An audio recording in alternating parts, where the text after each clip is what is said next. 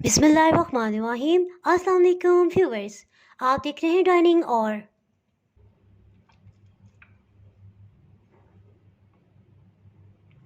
जितने साइज़ का चाहिए आप कटिंग कर सकते हैं। अल्हम्दुलिल्लाह। जी, आज मैं आपसे नमक और दही के बगैर मक्खन किस तरह से बनाया जा सकता है, यानी ऐसा मक्खन जिसमें खटास का जायका ना आए और गर्मियों में इसके बनाने का क्या तरीक़ाकार है, इंशाल्लाह तफ़सील से आपसे ये बयान करूँगी। इस रेसिपी को शुरू से आखिर तक मुकम्मल देखिएगा, कहीं से भी स्किप ना कीजिएगा ताकि कोई भी अहम पॉइंट आपसे मिस ना हो पाए। अगर मेरी वीडियोस अच्छी लगी तो लाल सब्सक्राइब को क्लिक कर दें। साथ में ये जो बेल का आइकॉन है इसको क्लिक कर दें। इसको क्लिक करने से आपको मेरी हर नई वीडियो का नोटिफिकेशन सबसे पहले फ्री में मिलेगा। बिस्मिल्लाहिर्रहमानिर्रहीम। जी, रेसिपी को स्टार्ट करते हैं। जी देखें, दूध के ऊपर कितनी गाढ़ी और मोटी मलाई आई हुई है। डेली इसी तरह से मलाई उतारेंगे और इसमें इकट्ठी करते जाएंगे और इस प्लेटर को फ्रीज़र में रखेंगे ताकि मलाई का जायका ख़राब ना हो। दूध के ऊपर मलाई किस तरह से गाढ़ी आ सकती है, इसके लिए सिंपल दूध को गर्म किया था, एक उबाल आने के बाद हीट को ऑफ कर दिया था और जब दूध नॉर्मल टेम्परेचर का हो गया तो तब इसे फ्रिज में रख दिया। तकरीबन 4-5 घंटे के लिए दूध को बिल्कुल हलाए नहीं तो ऊपर गाढ़ी मलाई आ जाएगी, इसको आप ऊपर से उतार लें। इसी तरह डेली बेसिस पे मलाई को इकट्ठा करते जाएंगे। इनफैक्ट मुझे लेमन कर्ड क्रीम बनानी थी अंडे के बगैर, सो इसके लिए मुझे मक्खन चाहिए था जिसमें खटास भी ना हो, नमक भी ना हो। सो मैंने क्रीम को फ्रीज़र से निकाला है। 4-5 घंटे गुजर चुके हैं। इसे बड़े बाउल में डाल देंगे। खुले बाउल में आसानी से विस्क किया जा सकता है। मक्खन बनाने के लिए आप एग बीटर का भी इस्तेमाल कर सकते हैं। इसी तरह आटा गूंदने वाली मशीन को भी आप इस्तेमाल कर सकते हैं। इसे थोड़ा मिक्स कर लेंगे। देखें बहुत ही गाढ़ा है, सो इसमें थोड़ा सा पानी शामिल करते हैं ताकि विस्क किया जा सके। इसमें तकरीबन 250 ml बिल्कुल याक ठंडा पानी डाल देंगे। इसे अच्छी तरह से मिक्स कर लेंगे और फिर से विस्क कर लेते हैं। लगातार इसको इस तरह से फेंटते जाएंगे। इसे फटाफट से बनाने के लिए कुछ बर्फ़ के पीसेस भी इसमें शामिल कर देंगे। बस अच्छी तरह से विस्क कर लेंगे। जी याद है, इसमें किसी किस्म का दही हमने नहीं डाला। आज 18 मई है और बाहर बहुत शिद्दत की गर्मी है, लेकिन घरों के अंदर बहुत कूलिंग है। अब देखते हैं कि क्या ये बर्फ़ या ठंडा पानी डालने से मक्खन बन जाएगा या हमें सर्दियों की तरह गर्म पानी डालना पड़ेगा। किचन में गरमाइश के लिए मैंने साथ साथ हांडी भी रखी हुई है ताकि वो चूल्हा जलता रहे और कुछ गरमाइश बने और मक्खन आसानी से बन सके, क्योंकि जितनी ज़्यादा गर्मी होगी मक्खन उतनी आसानी से बन जाएगा। इस तरह से विस्क करते तकरीबन 3 मिनट हो चुके हैं। आहिस्ता आहिस्ता इसमें मक्खन का दाना बनने लग गया है। इस तरह से मैंने रोका है ताकि आपको आसानी से नज़र आ सके। मज़ीद इसे इस तरह से फेंटते जाएंगे। तकरीबन 4 मिनट के बाद इसे फेंटना ज़रा मुश्किल हो रहा है क्योंकि मक्खन बनना स्टार्ट हो गया है और ये हैवी हो गया, यानी फेंटते हुए में थोड़ा वज़न फील हो रहा है। मक्खन का दाना काफ़ी मोटा होता जा रहा है, ये देखें। बस इसी तरह से फेंटते जाएंगे।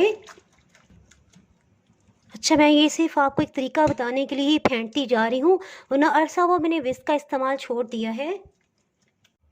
जी, आपको मैं स्पैचुला पे डाल के दिखाती हूँ। देखें, ऐसा ऐसा मक्खन के थोड़े बड़े पीसेस बनने लगे हैं, यानी जिसे फुटकी भी कहा जाता है। लम्स तो नहीं इसको कहते। बस ये हिम्मत करके इसको फेंटते जाएंगे और लगातार फेंटते जाएंगे। तकरीबन 5 मिनट हो चुके हैं। जी देखिए, आप तो विस्क के अंदर भी नन्हा सा मक्खन का पेड़ा बन गया है।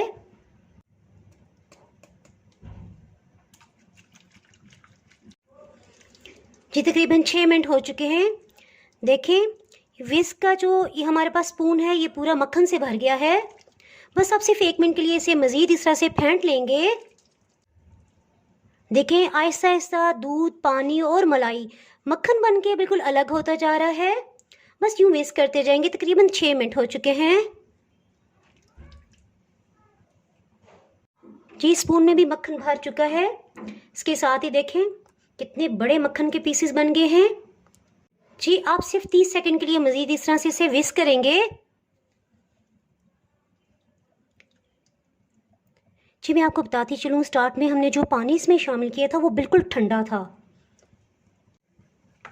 जी देखें बिल्कुल तैयार हो गया है और दाने में मजबूती आ गई है। इस स्टेज पे हम विस्क करना बिल्कुल बंद कर देंगे, जिसके साथ इस तरह से छलनी ले लेंगे और विस्क के अंदर जो भी मक्खन भरा हुआ है हल्का सा इस तरह से इसे टैप करेंगे। ऐसा ऐसा इसके अंदर गिर जाएगा और निकल आएगा। बस इसी तरह से टैप करते जाएंगे और सारे मक्खन को निकालेंगे। जब इसमें हमें हाथों का इस्तेमाल करना पड़ेगा। इस तरह से सब मक्खन को एक जगह इकट्ठा कर लेंगे। इस तरह से उठा लेंगे, हल्का सा प्रेस करेंगे, उंगलियों में थोड़ा सा गैप रखेंगे जिसमें से इसमें जो भी पानी है वो निकलता जाएगा। थोड़ा सा इसे नुचड़ने देंगे और फिर बकाया मक्खन के साथ इसको रखते जाएंगे। इसी तरह से बाउल के साथ से मक्खन उतारते सबको इकट्ठा कर लेंगे।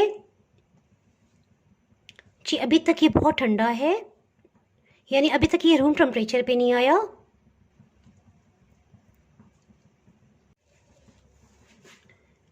इसी तरह से इस विस्क के साथ हाथों को भी साफ कर लेंगे, जो भी मक्खन लगा है वो साफ हो जाए और विस्क इस तरह से टैप करते हुए छिटक लेंगे, सारा मक्खन इसमें से निकल जाएगा। अब नेक्स्ट प्रोसेस बहुत ही अहम है, अभी बना नहीं है ये मुकम्मल। जी ये देखें छलनी में रखने का बहुत ही फ़ायदा है कि इसमें जो भी एक्स्ट्रा पानी है वो नीचे चला जाएगा। छलनी और प्लेटर समेत हम इसे फ्रिज में रख देंगे तकरीबन आधे घंटे के लिए। जी तकरीबन आधा घंटा हो चुका है। इसके साथ ही नेक्स्ट प्रोसेस की तरफ बढ़ते हैं। सबसे पहले हम देखेंगे कि मक्खन को रखना किस में। मेरे पास ये 2 कंटेनर्स हैं, समझ नहीं आ रही किस में रखूँ। मेरा ख्याल है मक्खन थोड़ी ज़्यादा मिकदार में है, इसमें नहीं आएगा, सो इसमें मैं रख रही हूँ। सो इसे साइड पे कर देते हैं। ये देखिए अच्छा सा पानी निचड़ गया है, ये मक्खन में से निकला है। जी प्लीज़ इस स्टेप को आपने मिस नहीं करना। इस तरह से मक्खन लेंगे, हाथ में लेंगे। इसको फ्रिज में रखने की ये वजह थी थोड़ा ये सख्त हो जाए, गर्मी के मौसम में बहुत ये नरम हो जाता है। इस तरह निचोड़ने से हम इसमें से जो पानी या दूध है वो निकाल नहीं पाएंगे। इस तरह से प्रेस कर लिया, इसे हम इस प्लेटर में रखते जाएंगे। इसी तरह से मक्खन लेते जाएंगे और प्रेस करते जाएंगे। इसमें से जो भी इजाफी पानी या दूध है ये निकलता जाएगा। इसको लस्सी तो कहा नहीं जा सकता क्योंकि हमने तो इसमें दही नहीं डाला था। सो पानी या दूध का ही लफ्ज़ मैं इस्तेमाल कर रही हूँ।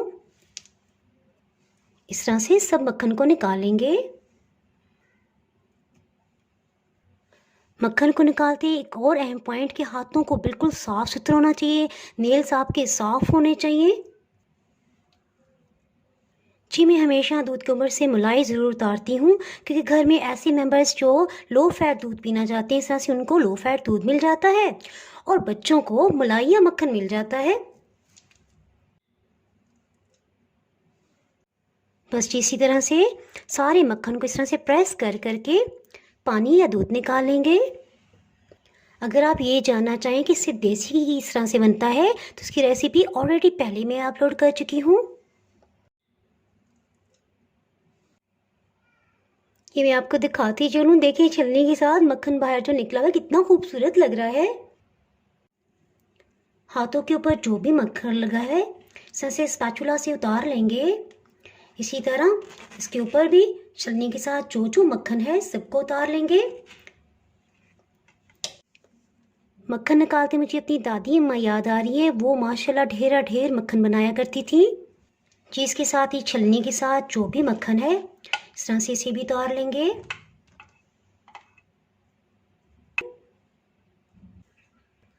मक्खन को प्रेस करके पानी निकालने का प्रोसेस इतना अहम है, ये मैंने देसी घी की वीडियो में भी आपको बताया था। क्योंकि अगर आप ये स्टेप नहीं करेंगे तो देसी घी बनाते बहुत ढेर ढेर पानी छूट जाएगा मक्खन का, जिससे खुश्क करते करते आपका देसी घी का कलर ख़राब हो जाएगा। बहुत ही अच्छे रंग का देसी घी और खुशबूदार भी जो किस तरह से बनाया जा सकता है, इससे रिलेटेड वीडियो मैं ऑलरेडी पहले अपलोड कर चुकी हूँ। अगर आप वो वीडियो देखना चाहते हैं तो उसका लिंक मैं डिस्क्रिप्शन में दे दूँगी, आप वहाँ से देख सकते हैं। देखिए बातें करते करते हमने मक्खन को भी लेवल में कर लिया है। इसको लेवल करने के लिए एक छुरी का इस्तेमाल भी आप कर सकते हैं। और लेवल करते मुझे अपने केक्स याद आ रहे हैं।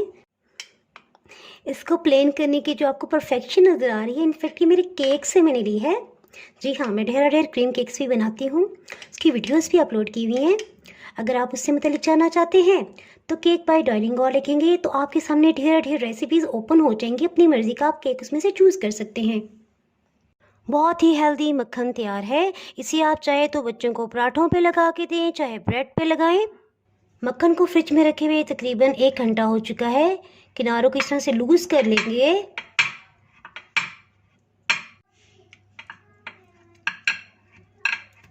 इस पर इस तरह से प्लेट रखेंगे और इसे टर्न कर लेंगे।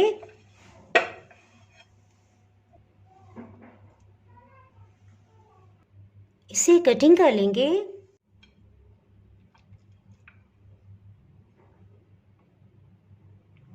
जितने साइज का चाहे आप कटिंग कर सकते हैं।